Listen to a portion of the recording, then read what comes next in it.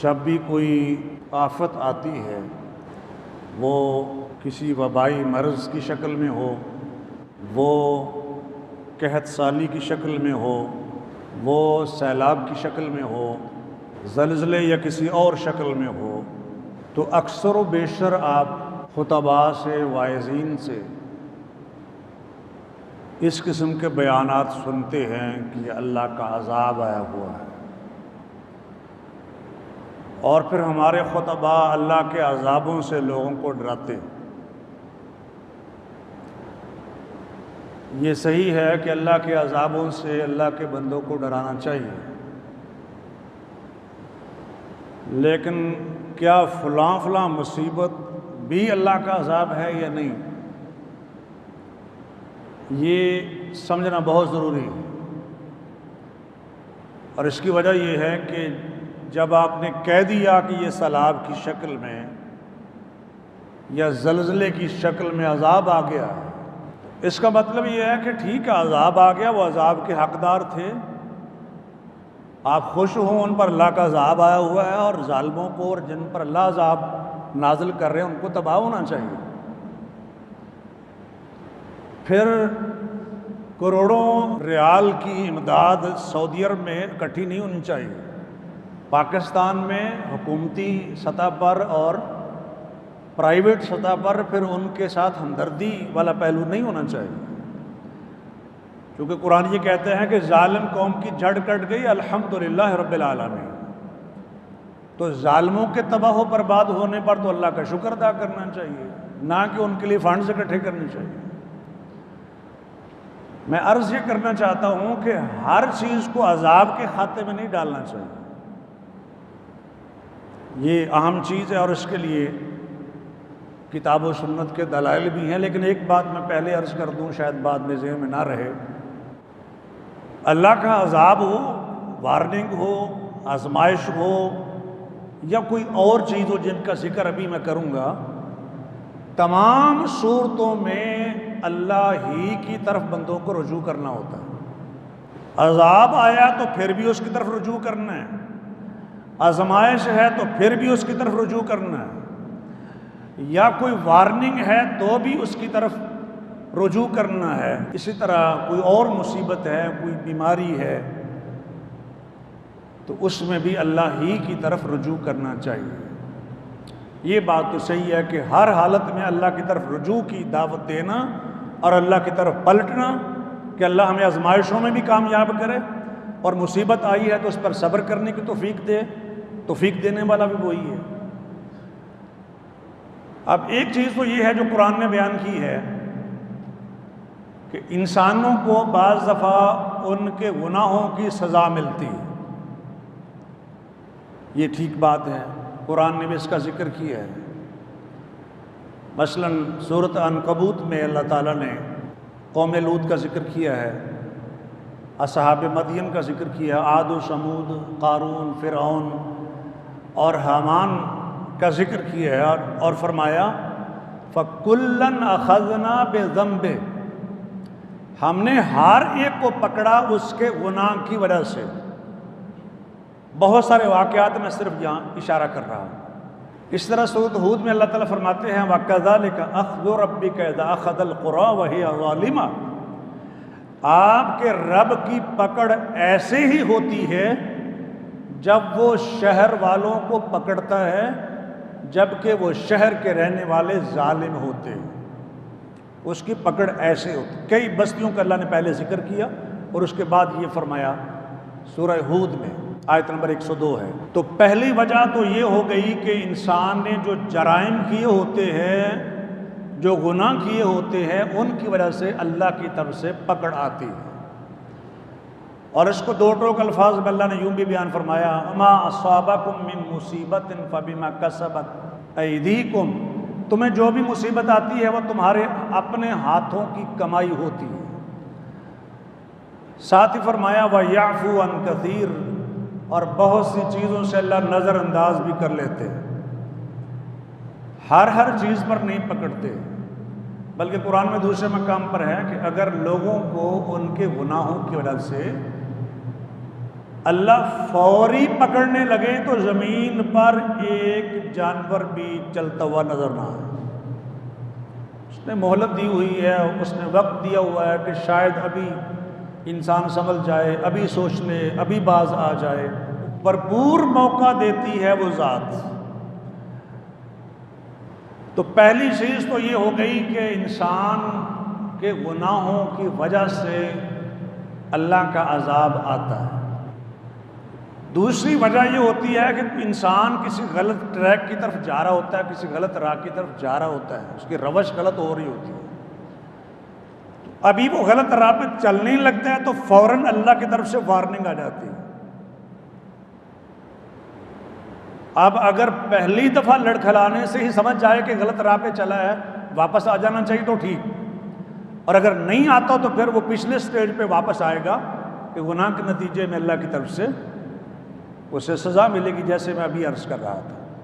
اللہ تعالیٰ فرماتے ہیں وَلَنُذِيقَنَّهُم مِّنَ الْعَذَابِ الْأَدْنَىٰ دُونَ الْعَذَابِ الْأَكْبَرِ لَعَلَّهُمْ يَرْجِعُونَ، ہم ان کو قریبی عذاب دیں گے عذاب اکبر سے پہلے، یعنی آخرت کا جو بڑا عذاب ہے اس سے پہلے بھی ہم ان کو عذاب دیں گے، یعنی جو نافرمان ہیں، اللہ کی آیات کا انکار کرنے والے ہیں، اللہ کی آیات کے منکر ہیں، اللہ کی آیات سے اعراض کرتے ہیں، منہ موڑتے ہیں، جیسے سورۃ السجدہ میں 21ویں پارے میں اللہ تعالیٰ نے بیان فرمایا ہے۔ عذاب الادنیٰ کی دوسری تفسیر یہ ہے کہ اللہ قبر میں عذاب دیں گے، یعنی بڑا عذاب جو آخرت کا ہے اس سے پہلے ایک قریب والا عذاب بھی ہے، قبر کا عذاب ہے۔ تو پہلی تفسیر کے مطابق دنیا کے اندر وہ وارننگ ہے، قبر میں تو وارننگ والا سٹیج ویسے ختم ہو گیا نا، وہ تو جو کچھ اس نے کرنا تھا وہ کر گیا، اعمال والا معاملہ ختم ہو گیا اس کی موت کے ساتھ۔ تیسری چیز یہ ہے کہ اللہ اپنے بندوں کو آزماتے ہیں۔ اللہ کو تو پہلے رزلٹ کا پتہ ہوتا ہے، لیکن اب بندوں کو بتانے کے لیے کہ یہ دیکھ لو میرے بندے تھے، ان کو اللہ نے آزمایا اور یہ آزمائشوں پر پورے اترے۔ وہ آیات آپ نے سنی ہوئی ہیں کہ خوشخبری سنا دو صبر کرنے والوں، وہ حدیث بھی آپ نے سنی ہوگی، سخت ترین آزمائش نبیوں کو آتی ہے۔ حدیث میں یہ ہے، پھر ان کے جو قریب ایمان والے ہوتے ہیں، پھر ان کے قریب یعنی ایمان کم ہوتا جاتا ہے تو آزمائش بھی کم ہوتی جاتی ہے۔ یہ صحیح حدیث میں بخاری مسلم وغیرہ میں یہ حدیث میں موجود ہے۔ ادھر آزمائش آئی ہوئی ہے اور آپ یہ کہہ رہے ہیں کہ ان بطش ربک لشدید، تو وہ آیت غلط فٹ ہو گئی نا کہ آپ کے رب کی پکڑ بڑی سخت ہے۔ وہ پکڑ نہیں ہے، وہ آزمائش ہے، اور اس آزمائش کا ایک مقصد یہ بھی ہے، چوتھی وجہ، کہ انسان اعمال کر رہا ہوتا ہے لیکن اس کے اتنے اعمال نہیں ہوتے ہیں کہ بڑا مقام حاصل کر لے، پھر اللہ تعالیٰ اس کو آزمائش میں مبتلا کرتا ہے اور یہ صبر کرتا ہے، چونکہ صبر کرنے کی اس کی عادت تھی، تو اب اس صبر کے نتیجے میں اس بڑے مقام پر پہنچ جاتا ہے جو روٹین میں اس کو ملنے والا نہیں تھا۔ روٹین کے جو روزمرہ کے اعمال ہیں اس کے مطابق وہ چلتا رہتا تو اس مقام پر نہ پہنچ پاتا، لیکن جب اللہ نے آزمائش میں مبتلا کیا، اس نے صبر کیا تو اس اونچے مقام پر چلا گیا۔ اور آپ کہتے ہیں ان بطش ربک لشدید، یہ تو رب کا کرم ہے، رب کا فضل ہے، رب کا احسان ہے، اس کی مہربانی ہے، اس کا فضل و احسان ہے، جس کو آپ عذاب کہہ رہے ہیں، جس کو آپ اللہ کی پکڑ کہہ رہے ہیں۔ اور اگر آپ کی کسی کے ساتھ دشمنی ہو تو پھر تو خواہ آپ کو پکڑی نظر آئے گی۔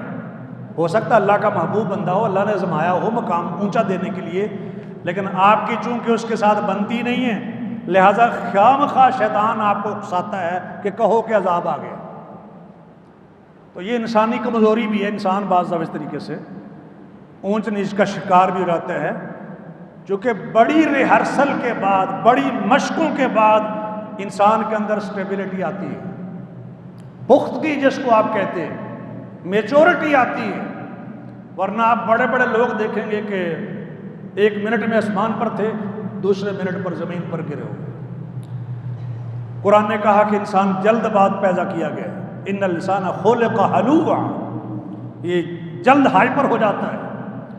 مگر جو نماز کی پابندی کرنے والے کچھ اور صفات بھی بیان کی، وہ نہیں، ان کو ایسا نہیں ہونا چاہیے یا وہ ایسے نہیں ہوتے۔ چوتھی وجہ میں نے ذکر کی، مصیبتیں جو آتی ہیں اس کی ایک ریزن یہ بھی ہوتی ہے، اور ایک وجہ یہ بھی ہوتی ہے کہ انسان سے غلطیاں ہو جاتی ہیں،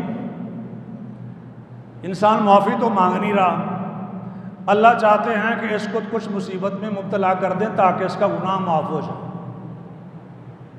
اور وہ حدیث آپ نے سنی ہوگی کہ مومن کو ہر تکلیف پر اجر دیا جاتا ہے، لیکن اس کی کنڈیشن یہی ہے کہ وہ صبر کرے، کسی بھی مصیبت پر صبر کرتا ہے اس کو اجر دیا جاتا ہے، حتی الشوکۃ یشاقھا، یہاں تک کہ مومن کو ایک کانٹا بھی چبھتا ہے تو اس کے بدلے میں اللہ اس کا گناہ معاف کرتے ہیں۔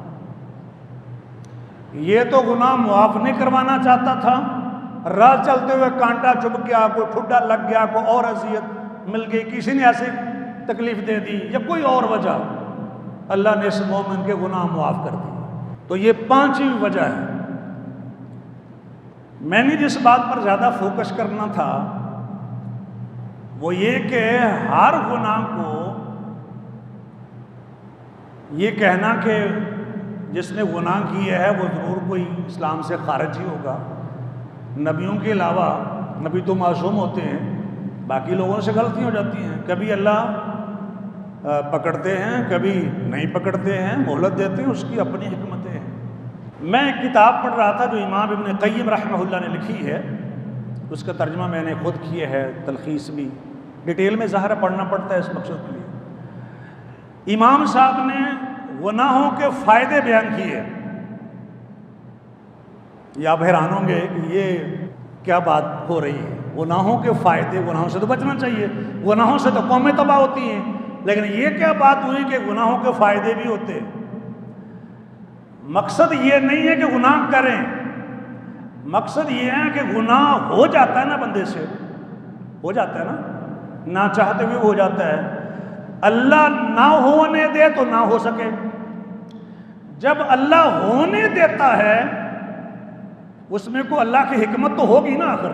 اس میں امام ابن قیم رحمۃ اللہ علیہ نے فرمایا کہ اس کی ایک حکمت یہ ہے کہ بندے کے اندر عاجزی آتی ہے۔ بندہ بڑا نیک ہے، بہت اچھے کام کر رہا ہے، عبادت بھی کر رہا ہے، سارے نیک کام کر رہا ہے، اب وہ سمجھتا ہے کہ میں باقیوں سے بہتر ہوں اور باقی کمتر ہیں، باقی سارے کیڑے مکوڑے ہیں اور میں حاجی ثناء اللہ میں بڑا نیک ہوں۔ اب یہ جو اپنے آپ کو بڑا سمجھ رہے ہیں نا، یہ ابلیسیت ہے، شیطنت ہے، یہ انسان کو اوج سریہ سے تحت سرا میں گراتی۔ اتنا بڑا عبادت گزار راندہ درگاہ ہو گیا نا، تو جب بندے حاجی صاحب سے، نیک آدمی سے بھی گناہ ہوگا، اسے نظر آئے گا کہ میں بھی گناہ گار ہوں، یہ بھی گناہ گار ہے تو میں بھی گناہ گار ہوں نا، مجھ سے بھی غلطی ہو گئی تھی، تو کچھ سنبھلے گا نا۔ تو خیر اس وقت میرا یہ موضوع نہیں ہے، میں پھر اس پر کبھی ڈیٹیل سے عرض کروں گا اور وہ ساری حکمتیں عرض کروں گا جو ابن قیم رحمہ اللہ نے بیان فرمائی ہے، لیکن وہ ذرا پیچیدہ موضوع ہے، اس کے لیے ظاہر ہے پھر جب آپ کسی بات کو کھولتے ہیں، وضاحت میں جاتے ہیں، وقت زیادہ چاہیے ہوتا ہے، تو جملے میں تو ظاہر نصیحت ہی ہو سکتی ہے اپنے آپ کو اور آپ حضرات کو۔ تو ہر بات پر یہ کہنا کہ عذاب ہے عذاب ہے، چونکہ اس وقت جو ملک کے اندر سیلاب ہے، اس پر بہت سارے خطبات بھی میں نے سنے ہیں، تقریریں سنی، ویڈیوز ہیں، پھر لوگ کمپیریزن کرتے ہیں۔ یہ ایک گاؤں میں ہم گئے، وہاں پر 150 لوگ تھے، نمازی صرف 2 تھے، صرف 2 نمازی پورے پنڈ میں، اور جمعے میں 15 بندے، باقیوں پر جمعہ فرض نہیں ہے، باقیوں پر نماز فرض نہیں ہے، مسلمان ہیں، ارکان اسلام میں سے نہیں ہے۔ اب تو جی یہ کرتے ہیں کہ دیکھیں جی یہ تو پھر اللہ کا عذاب ہی ہوا نا، چلے 2 منٹ کے لیے مان لیا کہ اللہ کا عذاب تھا، لیکن جو 2 نمازی تھے اور جمعے کے 15 نمازی تھے، ان پر بھی تو وہی عذاب آیا ہوا ہے نا، اس کی جسٹیفیکیشن کیا ہوگی پھر؟ میں یہی بات واضح کرنا چاہتا ہوں کہ اس کو سمجھنا چاہیے، اور خاص کر جب مومنوں کا معاملہ ہو، ایمان والوں کی، مسلمانوں کی بات ہو، تو پھر ذرا عذاب کہتے ہوئے پوچھنا چاہیے، سیکھنا چاہیے، گہرائی میں جا کے مطالعہ کرنا چاہیے۔ یہ 5 چیزیں تو میں نے ابھی ذکر کر دی آپ کو، حالانکہ ہر پوائنٹ ایک ایک موضوع ہے، میں نے صرف تمہیداً کچھ چیزیں عرض کر دی۔ میں کچھ مثالیں عرض کرتا ہوں کہ لوگ جن چیزوں کو عذاب کہتے ہیں اللہ انہیں عذاب نہیں کہتا۔ آدم علیہ السلام کو جنت سے نکال دیا گیا، یہ ان سے ایک بھول ہو گئی، قرآن نے کہا کوئی ارادہ ان کا نہیں تھا، رجوع اللہ کی طرف ہی کرنا تھا اور انہوں نے کیا، لیکن ان کا ارادہ ہی کوئی نہیں ہے جس بنا پر آپ کہیں کہ اللہ نے ان کو سزا دی۔ کتنی آزمائشوں میں رہے حضرت ایوب علیہ السلام کہ پیغمبر ہیں، گھر کے سارے افراد چھوڑ گئے، اور بعض بنی اسرائیل کی روایات میں ہے کہ ایک بیوی ساتھ رہی۔ تو خیر ان روایات کے بارے میں حکم تو ہمیں یہی ہے کہ نہ سچا کہو نہ جھوٹا کہو، لیکن جو کچھ دستیاب ہے وہ میں ذکر کر رہا ہوں۔ قرآن نے جو کہا اس سے بڑی دلیل تو کوئی نہیں نا کہ وجدناہ صابرا، اللہ فرماتے ہیں کہ ہم نے ان کو صبر کرنے والا پایا۔ سارا مال بھی ختم ہو گیا، آل اولاد بھی چلی گئی، سارے چلے گئے، اور خود بیماری کے اندر مبتلا ہے۔ اب آپ کے معاشرے میں کسی بندے کی کسی گلی محلے میں یہ کیفیت اگر بنی ہوئی ہو تو کون سا آپ کا ہمسایہ ہے جس کو اللہ کا عذاب نہیں کہے گا، خاص کر جب ہمسائے کی اس سے لڑائی بھی ہو۔ لیکن یہاں تو اللہ گواہی دے رہے ہیں بہت اچھے بندے تھے، نعم العبد، یہ قرآن کہہ رہا ہے ہم نے ان کو صبر کرنے والا پایا ہے۔ یہ مالک کائنات کی گواہی ہے، اور اس سے بڑی شہادت کسی کی ہو نہیں سکتی۔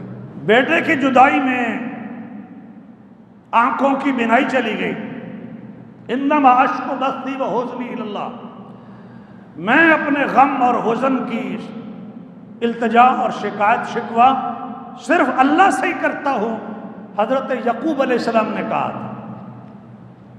یہ ہر چیز کو عذاب قرار دینے والے کیا کہیں گے کہ یوسف علیہ السلام پر اللہ معاف فرمائے، کون سا عذاب آیا ہوا تھا کہ ایک عرصے تک جیل میں بند رہے ہیں نا۔ قرآن نے کہا اس سے بڑی گواہی تو کوئی نہیں ہو سکتی۔ کیا ہم اسے عذاب کہیں گے کہ موسیٰ علیہ السلام پر قوم نے الزامات لگائے، اللہ نے مومنوں سے فرمایا ایمان والو ایسے نہ ہو جانا، لا تکونوا کالذین آذوا موسیٰ، جنہوں نے حضرت موسیٰ کو اذیت دی تھی۔ یہ کھلے کھلے محاورے میں کسی اور کا ذکر کر رہا ہوتا تو کہہ سکتا تھا کہ قوم نے ان کا جینا حرام کیا ہوا تھا، لیکن یہ الفاظ میں ان کے لیے نہیں بول رہا کیونکہ پیغمبر کا ذکر کر رہا ہوں، تو میں یہ کہہ رہا ہوں کسی اور کا ذکر کرتا تو یوں کہتا۔ مفہوم یہی ہے وہاں پر بھی کہ قوم نے ان کو اذیت دی، آذوا موسیٰ، جسمانی عیوب وہ الزامات تھے ان کے اوپر کہ ہم ننگے ہو کر غسل کرتے ہیں، موسیٰ علیہ السلام ہمارے ساتھ ننگے ہو کر کیوں نہیں غسل کرتے ہیں؟ وہ اللہ کے بندوں اور رب کے پیغمبر ہیں، پیغمبر باحیا ہوتا ہے، وہ تمہارے ساتھ کیسے شامل ہو سکتا ہے تمہاری اس سرگرمی میں؟ نہیں جی سارے کر رہے ہیں، ظاہر ہے تو سارے کرتے رہیں، جس کو دین ایمان کی سمجھ ہوتی ہے وہ نہیں شامل ہوتا ساتھ، اس کا بائیکاٹ ہوتا ہے اس طرح کی سرمنی سے، اس طرح کے پروگراموں سے۔ تو پیغمبر ہیں لیکن قوم نے معاف نہیں کیا۔ اللہ تعالیٰ فرماتے ہیں وَكَانَ عِندَ اللَّهِ وَجِيهًا، قوم نے اذیت دی ہے لیکن اللہ فرماتے ہیں اللہ کے ہاں وہ بڑے ہی معزز تھے۔ عذاب کہیں گے تو پھر معزز والی بات تو ختم ہو گئی نا، وَكَانَ عِندَ اللَّهِ وَجِيهًا، یہ جو میں نے کہا نا کہ عذاب کہیں گے تو معزز والی بات ختم ہو گئی، یہ قرآن نے بھی اس طرح کی بات کہی ہے۔ وہ کہتے ہیں نا ہم اللہ کے بیٹے اللہ کے پیارے ہیں، فرمایا پھر اللہ تمہیں تمہارے گناہوں کو ایسے عذاب کیوں دیتا ہے؟ اگر تم اللہ کے پیارے ہو، معزز ہو، اللہ کے پیارے ہو، تو اللہ پھر تمہیں عذاب کیوں دیتا ہے؟ اس کا مطلب یہ ہے کہ تمہارا کلیم غلط ہے۔ موسیٰ علیہ السلام کے بارے میں فرمایا کہ وہ معزز تھے، اور دنیاوی اذیتوں کو اگر آپ عذاب کہیں گے تو معزز والی بات تو پھر ختم ہو گئی نا۔ ایک اور مثال سنی، حضرت عبداللہ بن مسعود فرماتے ہیں گویا کہ میں نبی علیہ السلام کو دیکھ رہا ہوں، یحکی نبیا من الانبیاء ضربہ قومہ فادموہ، کہ اللہ کے نبی علیہ السلام ایک نبی کا واقعہ بیان کر رہے ہیں کہ اس نبی کی قوم نے اپنے پیغمبر کو خون آلود کر دیا، وَهُوَ يَمْسَحُ الدَّمَ عَنْ وَجْهِهِ، صحیح بخاری مسلم، اور وہ پیغمبر اپنے چہرے سے اپنا خون صاف کر رہا تھا۔ پیغمبر کی قوم نے پیغمبر کو اتنا مارا کہ اس پیغمبر کا مبارک چہرہ بھی خون آلود ہو گیا، اور اپنے ہاتھ سے اپنا مبارک خون وہ پیغمبر صاف کر رہا تھا۔ کہ یہ یا تو حضرت نوح علیہ السلام کا واقعہ ہے یا پھر خود نبی علیہ السلام کا اپنا واقعہ ہے۔ یہ دونوں تشریحات شارح حدیث نے کی ہیں، اور وہ نبی کیا کہہ رہا ہے؟ اللہم اہد قومی فإنہم لا یعلمون، اللہ میری اس قوم کو ہدایت عطا فرما، یہ جانتے نہیں ہیں، لا علم ہے، مطلب یہ ہے کہ میرا مقام و مرتبہ نہیں جانتے کہ میں اللہ کا پیغمبر ہوں اور میرے ساتھ یہ سلوک کر رہے ہیں۔ کیا اسے بھی عذاب کہیں گے؟ خود نبی علیہ السلام کا سر مبارک زخمی ہوا تھا، اور فرمایا کیف یفلح قوم شجوا وجہ نبیہم، وہ قوم کیسے کامیاب ہو سکتی ہے جنہوں نے اپنے نبی کا چہرہ زخمی کر دیا؟ وہ قوم کبھی کامیاب ہو سکتی ہے جنہوں نے اپنے پیغمبر کے ساتھ یہ سلوک کیا؟ مالک نے اعلان فرما دیا لیس لک من الامر شیء او یتوب علیہم او یعذبہم فانہم ظالمون، اے پیغمبر اختیار آپ کا نہیں ہے، اللہ چاہے تو انہیں معاف کر دے، اللہ چاہے تو انہیں عذاب دے۔ اللہ نے ان کو بھی معاف کر دیا چونکہ پیغمبر رحمت للعالمین تھے، اور ان جیسوں کے لیے بھی اللہ سے رحمت ہی مانگتے تھے۔ طائف والوں کا واقعہ آپ لوگوں نے سنا ہوا ہے کہ اللہ اس قوم کو ہدایت دے دے۔ آج اگر یہ نہیں سمجھتے ہیں تو ان کی نسلوں سے اللہ ایسے لوگوں کو پیدا کریں گے جو صرف اللہ کی عبادت کریں گے، اور انہی میں سے اٹھ کر پھر ایک محمد بن قاسم یہاں سندھ میں آیا تھا، جن کے طفیل شاید ہم میں سے بہت سارے مسلمان ہوں آج، نبی کی معافی کی برکت سے۔ اگر آپ پیچھے جاتے ہیں تو پیغمبر رحمت دو عالم صلی اللہ علیہ وسلم کا یہ معاملہ، اور یہ وہ لوگ ہیں جنہوں نے اپنے پیغمبر کو اس کے اپنے شہر میں جہاں وہ پیغمبر پیدا ہوا تھا وہاں نہیں رہنے دیے۔ وَإِذْ يَمْكُرُ بِكَ الَّذِينَ كَفَرُوا، اب کیا کہیں گے اس کو کہ علاقے سے نکال دیے، جلا وطن کر دیے۔ اللہ کے بندوں کو آزمائشیں تو آتی ہیں، قربانیاں دینا پڑتی ہیں۔ نبی علیہ السلام کا بیٹا جس کا نام ابراہیم تھا، اپنے باپ ابراہیم کے نام پر بیٹے کا نام رکھا، انتقال ہو گیا، آپ کی آنکھوں سے آنسو جاری، دل غمگین ہے۔ یہ آزمائشیں مومنوں کو آتی ہیں، اختیارات تو ظاہر اللہ تعالیٰ کے۔ حضرت زینب کا بیٹا فوت ہوا تھا، نبی علیہ السلام کے ہاتھوں پر تھا، اور آپ کے ہاتھوں میں تھا، اور اسی حالت میں اس کی روح پرواز کر گئی، اور آپ کی آنکھوں سے آنسو جاری تھے۔ صحابی پوچھتے ہیں یا رسول اللہ آپ کیا مطلب؟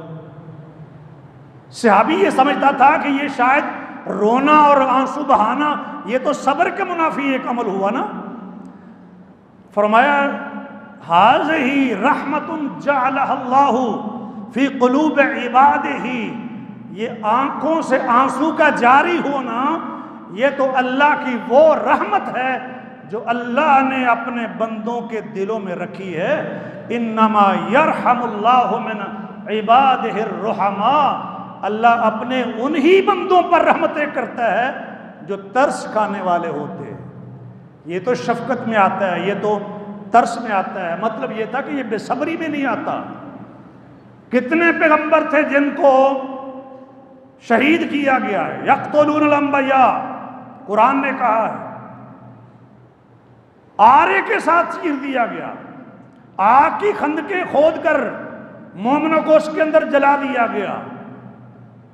کیا اسے بھی اللہ کا عذاب کہیں گے جن کے ایمان کی شہادت خود رب کائنات نے سورۃ بروج میں دی ہے کہ یہ قربانی ان کی صرف ایمان کی وجہ سے تھی۔ میں ایک کھلی بات آپ سے عرض کر دوں، نبی علیہ السلام کے زمانے میں قحط سالی ہو گئی، اس زمانے میں، اس زمانے سے بہتر زمانہ کوئی نہیں، قحط سالی،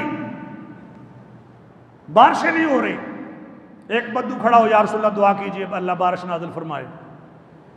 آپ نے دعا کی، ابھی منبر سے اترے نہیں تھے تو بارش نازل ہونا شروع ہو گئی۔ صحیح بخاری، 7 دن تک بارش ہوتی رہی۔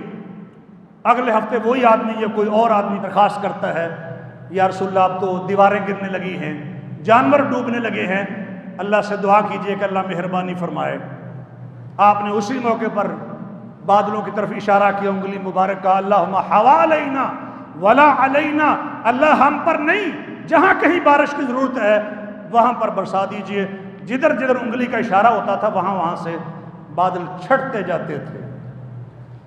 تو قحط سالی بھی ہو گئی، سیلاب کی کیفیت بھی بن گئی، اور زمانہ وہ جس سے بہتر زمانہ کوئی نہیں۔ حضرت عمر کا زمانہ تھا، صحیح بخاری، حضرت عمر حضرت عباس رضی اللہ تعالیٰ عنہ سے، نبی کے چچا سے عرض کرتے ہیں کہ جب کبھی بارش نہیں ہوتی تھی ہم نبی کے وسیلے سے بارش مانگتے تھے۔ ابھی سنا آپ نے، آپ سے عرض کرتے تھے، آپ دعا کر دیتے، بارش ہو جاتی۔ اب ہم آپ کے وسیلے سے اللہ سے بارش مانگتے ہیں۔ پھر عرض کیا، قم یا عباس ہو فد اللہ لنا، عباس کھڑے ہو جائیے، ہمارے لیے دعا مانگیے۔ مطلب یہ کہ قحط سالی تھی۔ پھر طاعون امواس، بے شمار لوگ اس طاعون کے اندر شہید ہوئے ہیں جو حضرت عمر کے زمانے میں آیا تھا۔ یہ تو بہترین زمانے ہیں نا، تو کیا اس طرح کی وبائی امراض کو اور اس طرح کی چیزوں کو، سیلاب اور قحط سالی کو آپ عذاب کہیں گے؟ کوئی کہہ سکتا ہے، کوئی فتویٰ دے سکتا ہے کہ نبی علیہ السلام کے زمانے میں جو قحط سالی تھی یا سیلاب آیا ہوا تھا وہ کوئی عذاب تھا، یا حضرت عمر کے دور میں جو قحط سالی تھی وہ کوئی عذاب آیا تھا؟ نہیں کہہ سکتے ہیں۔ اللہ مومنوں کو آزماتے اور مشکلات جھیلنے کے لیے آگے پھر تیار کرتے، بھٹی میں سے گزار کر پھر اللہ کندن بناتے ہیں تاکہ بڑے سے بڑا حادثہ ہو جائے تو مومن کے پایا استقلال میں ذرا برابر بھی لغزش نہ آئے۔ اس کے لیے اس طرح کی زندگی ان کی یہ ٹف لائف ہوتی ہے۔